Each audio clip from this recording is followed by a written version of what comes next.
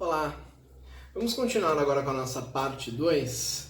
O vídeo anterior ele encerrou antes do previsto, né?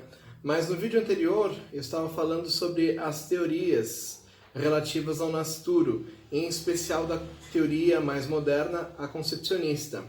Por quê? Porque o nascituro ele é titular de direitos. Ele tem personalidade antes do nascimento.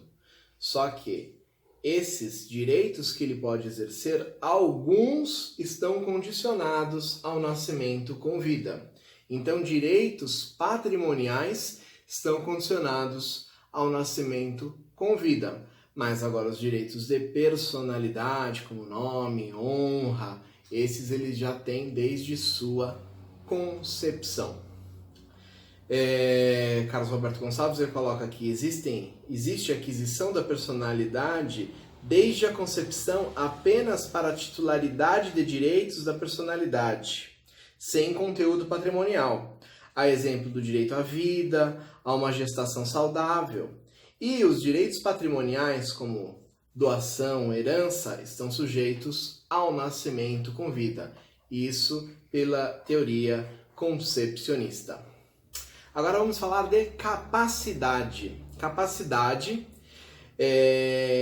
coloca Marcos Bernardes de Mello, um grande civilista, que é a aptidão que o ordenamento jurídico atribui às pessoas em geral e a certos entes em particular, esses formados por grupos de pessoas ou universalidades patrimoniais, para serem titulares de uma situação jurídica. No bloco anterior eu falava que a capacidade ela é a medida da personalidade jurídica. Então, a capacidade ela pode ser limitada. Eu posso ter capacidade plena. Hoje eu tenho capacidade plena. Agora, um menor de 16 anos, ele não tem capacidade plena, ele tem uma capacidade limitada. Ele não pode exercer todos os atos da vida civil, enquanto eu posso exercer todos os atos da vida civil. Se eventualmente eu sou acometido de alguma doença, algo que comprometa o meu discernimento, eu posso vir, dependendo do estado, a ter a capacidade limitada. Nesse sentido, Francisco Amaral coloca aqui, enquanto a personalidade é um valor, a capacidade é a projeção desse valor, que traduz um quanto. Você pode ser menos capaz, mas não pode ser menos pessoa. Por quê? A personalidade jurídica, todos têm. Toda pessoa tem personalidade jurídica. Agora, capacidade não. Capacidade vai depender se ela é plena ou se ela é limitada. Para isso, a gente tem que entender o que é uma capacidade de direito. Capacidade de direito. Todos têm capacidade de direito. Ela é uma aptidão que a pessoa possui. O artigo 1º fala, voltando aqui no artigo, ele diz que toda pessoa é capaz de direitos e deveres na ordem civil. Então, toda pessoa possui uma capacidade de direito. Já a capacidade de fato, ou também a capacidade de exercício, ela é a aptidão para exercer por si só, pessoalmente, todos os atos da vida civil, que alguns não possuem, como é o exemplo da pessoa menor de 16 anos. Ela não pode, por si só, celebrar um contrato. Ela não pode, por si só, fazer os atos da vida civil. Né? Então, quem tem capacidade plena é a pessoa que ela soma a capacidade de direito, que todos têm, mais a capacidade de fato. Agora, quem tem uma capacidade limitada, ela só vai ter a capacidade de direito. Em regra, a gente sempre caminha para atribuir a capacidade às pessoas. Mas o Código Civil, ele indica quais são as incapacidades. Aí aqui a gente pode já colocar que a incapacidade é a falta de aptidão para exercer pessoalmente os atos da vida civil. É aquele que só tem a capacidade de fato, aliás, ele não tem a capacidade de fato e só tem a capacidade de direito. Nesse caso, por isso que a incapacidade ela é sempre de fato, porque todos nós temos capacidade de direito. Mas quem não tem capacidade não pode exercer os atos da vida civil? Podem. Só que essas pessoas, para exercerem esses atos da vida civil, elas precisam ser representadas ou assistidas nesses atos jurídicos. Porque senão, esses atos não serão válidos ou serão passíveis de anulação, né? A gente começa agora pela capacidade absoluta. O Código Civil, no seu artigo 3º, ele coloca que são absolutamente incapazes de exercer pessoalmente os atos da vida civil os menores de 16 anos. Aos menores de 16 anos, não existe possibilidade do exercício da capacidade plena.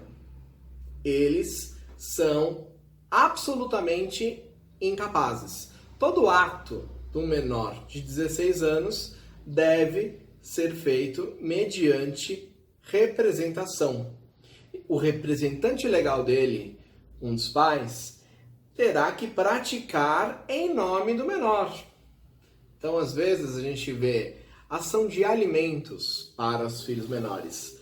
A mãe, ela ajuiza a ação como representante do menor, porque o menor, ele não teria capacidade de de titular direito próprio. Então, a mãe dele é a representante dele numa ação de alimentos, por exemplo. Aqui é importante a gente estabelecer que com a Lei 13.146 de 2015, o Estatuto da Pessoa com Deficiência, houve uma total revolução dessa matéria, porque antigamente haviam mais 2 sujeitos que eram absolutamente incapazes. O Código colocava que os que por enfermidade ou deficiência mental não tiverem o necessário discernimento para a prática do ato, serão incapazes. Pelo Estatuto da Pessoa com Deficiência, agora eles são plenamente capazes. Eles passaram direto para o grau de capacidade. E ainda tinha os que, por causa transitória, não puderem exprimir a sua vontade. Essa lei pegou esse inciso e colocou no próximo artigo que vai falar dos relativamente incapazes. Antes eles eram incapazes, quem por causa transitória não podia exprimir a vontade, eles eram absolutamente incapazes, agora são relativamente incapazes. Por quê? Porque a pessoa com deficiência, seja de natureza física, intelectual, sensorial, ela agora não é mais considerada incapaz. Essas pessoas, elas podem praticar os atos da vida civil, dirigirem sua vida. Aqueles que precisam, essa lei estabeleceu ainda alguns mecanismos para a ajuda dessas pessoas, como a prática da decisão apoiada, no qual algum representante legal explica para a pessoa pormenorizadamente qual é o ato que ela quer praticar e se aquilo realmente é o que é a vontade dela, como ela deseja, ou mesmo, para alguns casos mais graves, temos a curatela nesses casos. E aí se estabelece um curador para que essa pessoa administre. Mas ainda, agora, a gente deve falar da incapacidade relativa. são incapazes relativamente a certos atos e maneira de os exercer? Inciso 1º, os maiores de 16 e menores de 18. Então, os maiores de 16 e menores de 18 são relativamente incapazes. Os ébrios habituais ou viciados em tóxicos. Os ébrios, as pessoas que bebem com regularidade, que já estão viciadas no álcool, ou as pessoas que utilizam-se de drogas ilícitas, essas pessoas também têm sua capacidade relativizada. E aí, aquele inciso que antigamente competia a absolutamente incapazes, aqueles que por causa transitória ou permanente não puderem exprimir a sua vontade. E os pródigos? Os pródigos são as pessoas que não têm controle financeiro e saem gastando a rodo. Então, os pródigos também têm sua capacidade relativizada. E ainda aqui faz necessário colocar o parágrafo único da capacidade dos indígenas, que ela é regulada por uma legislação especial. Existe uma preocupação da proteção aos indígenas, né, aos silvícolas, que eles são tratados por legislação especial relativa às tribos, uma matéria mais constitucional do que propriamente civil, né? Agora, a incapacidade relativa permite que esse incapaz pratique atos da vida civil. Ele pratica junto o ato. Só que esse ato, ele deve ser assistido por um representante legal. Porque se ele não for assistido por um representante legal, esse ato ele é passível de anulabilidade.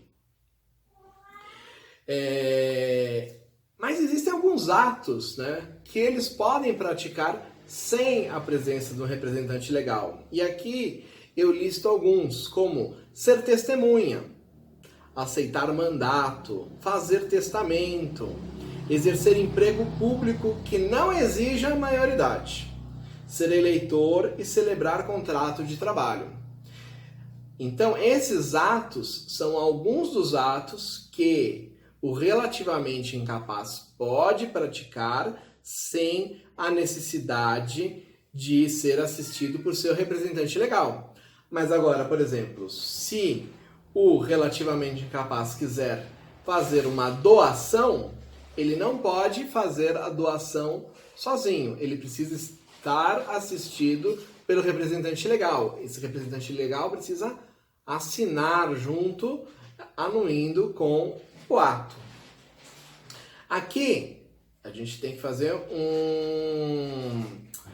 um entendimento acerca desse suprimento da incapacidade. Então, tanto o absolutamente incapaz quanto o relativamente incapaz, eles podem praticar atos da vida civil. Só que quem tem incapacidade absoluta precisa ser representado.